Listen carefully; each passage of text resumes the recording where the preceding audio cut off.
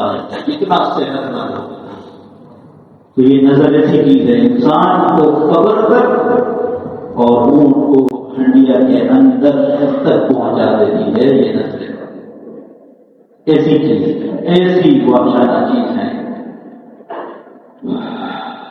اور یہ کرنے والوں کو کیا شوق کیا کس وجہ سے یہ کیا جاتا ہے؟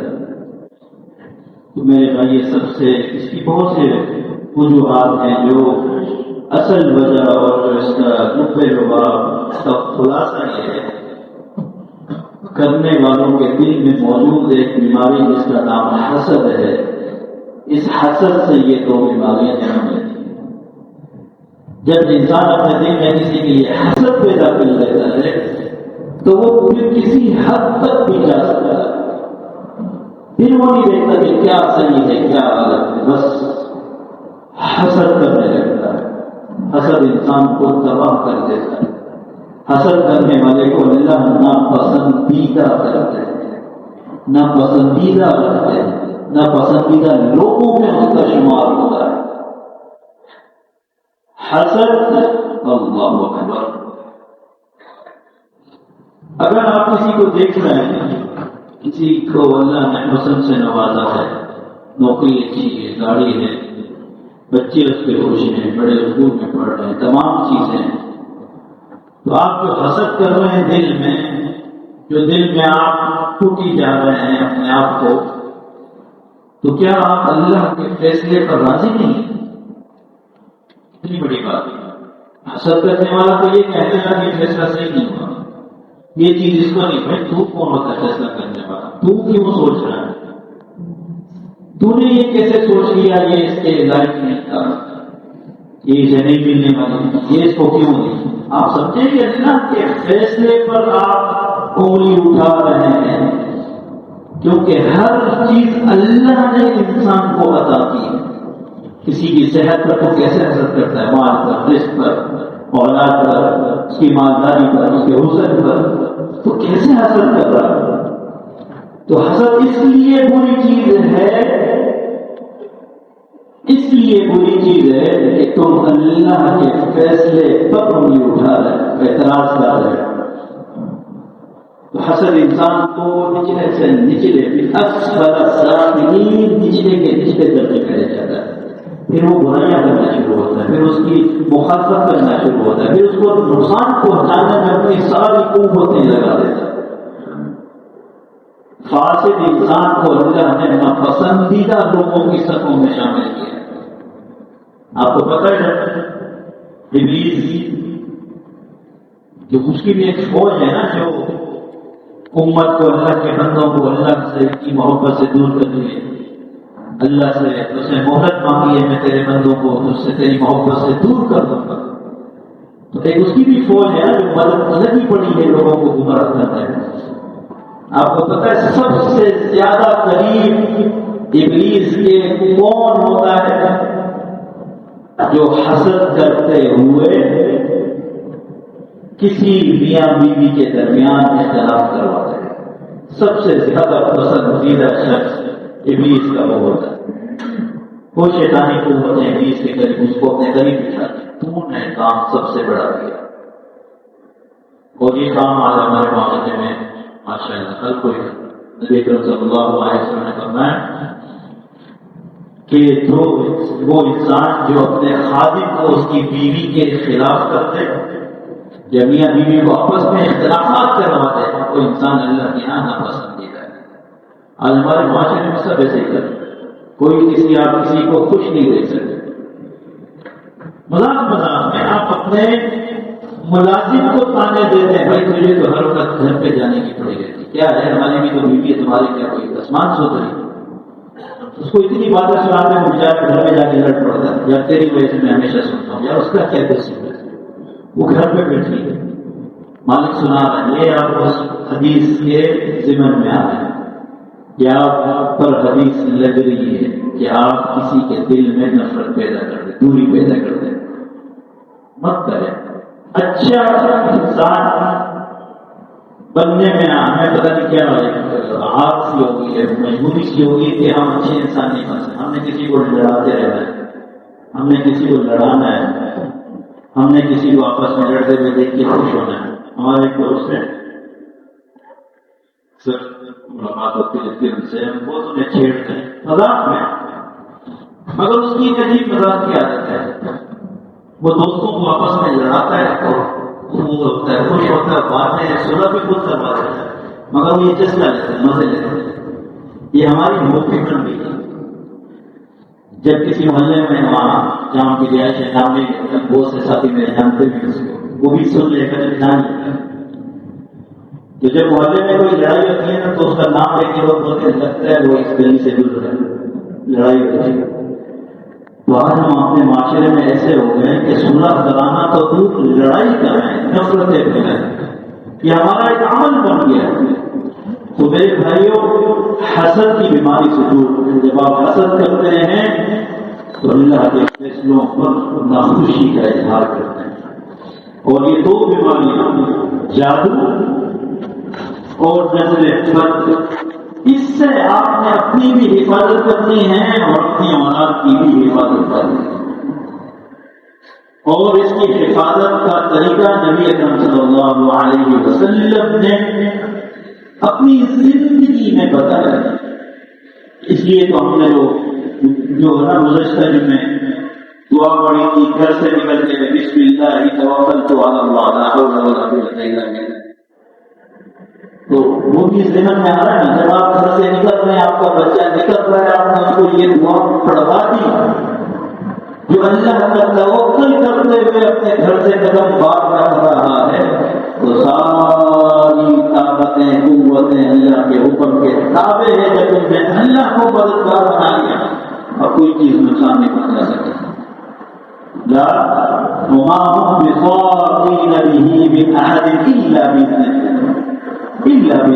اللہ کی اجازت ہو ہی نہیں کیونکہ تم نے اللہ پر توکل کیا ہے، اللہ سے مدد مانگی ہے، اور تم اللہ کے فکر و امان میں آتے ہیں.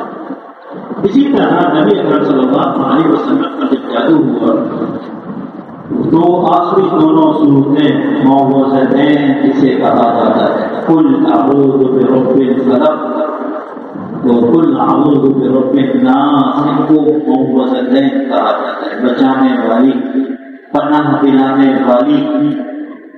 ان دونوں صورتوں کے نازل ہونے کے بعد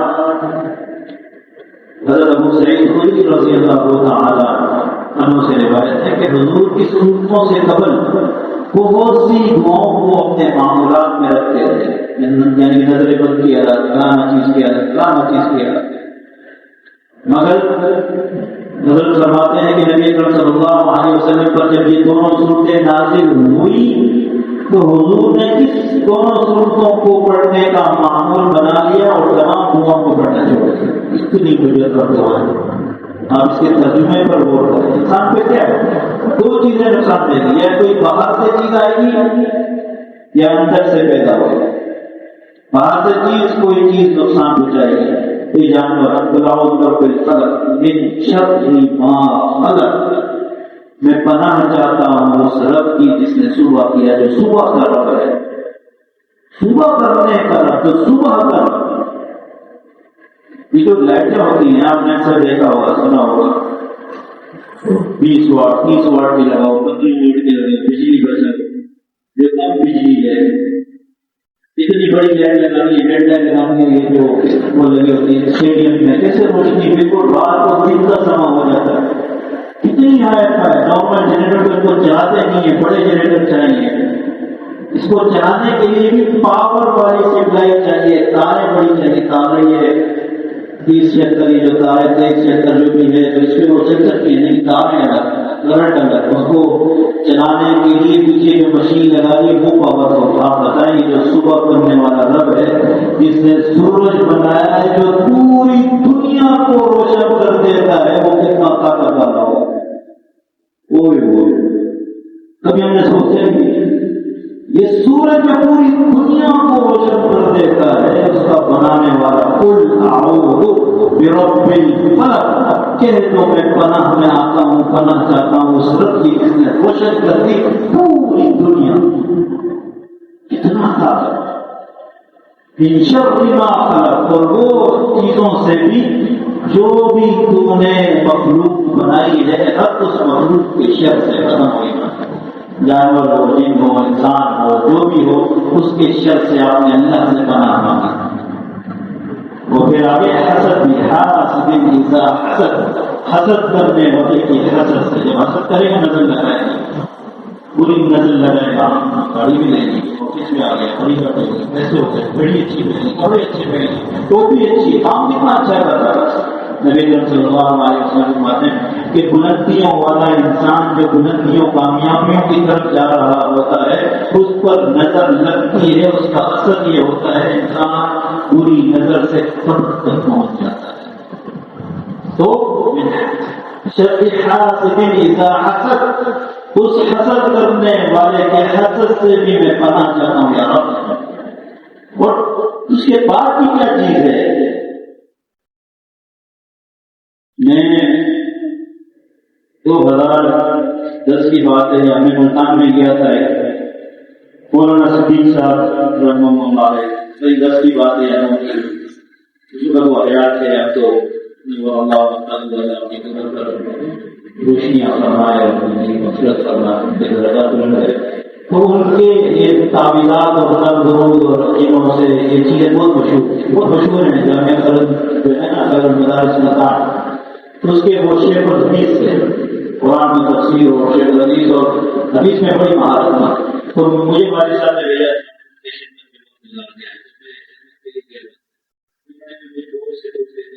چیزیں سکھائی، تو میں یہاں ہے تو والد صاحب نے کہا سب سے بڑی انتظام ہے لوگوں کی خدمت کریں گے۔ ان کی بھی بہت سی نصیحتیں تھیں کہ تم جب کسی کو دم کرو، یہ کام کرو تو اس کا معاوضہ نہیں لینا، بہت سی چیزیں تھیں، اس پر بھی کبھی بات کریں گے۔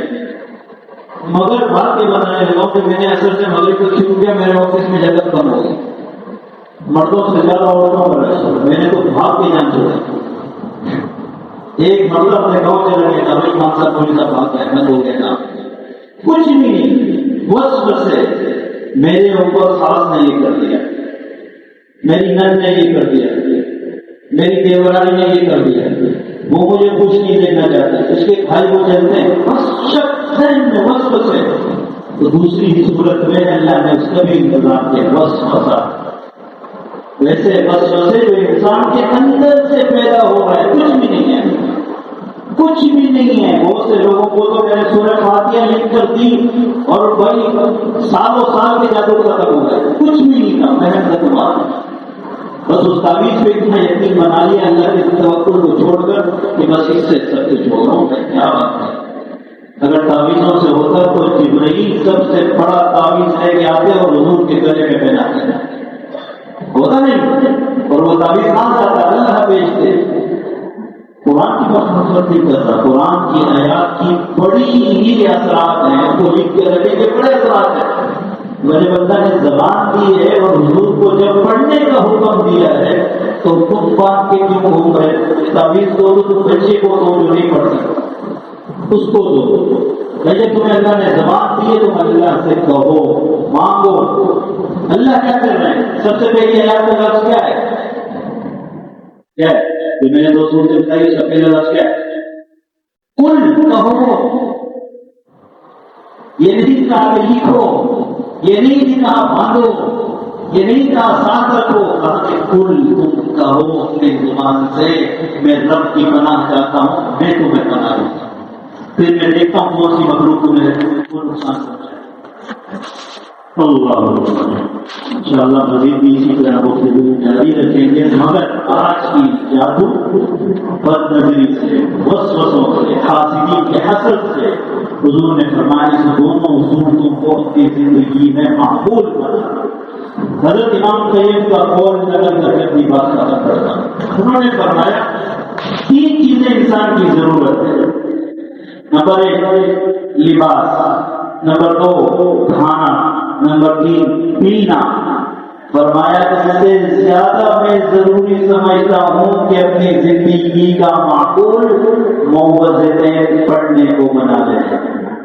کھانا کہتے اتنی ضروری نہیں ہے کہ موعظتیں تم پڑھو، پینا ضروری نہیں ہے محبت میں، تم نے پڑھو، کوئی دن ایسا خالی نہ رہے، کوئی رات ایسی خالی نہ رہے، اپنے بچوں کو بھی سکھاؤ، خود بھی پڑھیں اور تب کریں۔ یہ حضور کا بتایا ہوا عمل ہے، جب آپ یہ پڑھ لیں گے جادو سے، بد نظری سے، حاسدین کے حسد سے، وسوسوں سے اللہ کو محفوظ کر دے گا۔ اللہ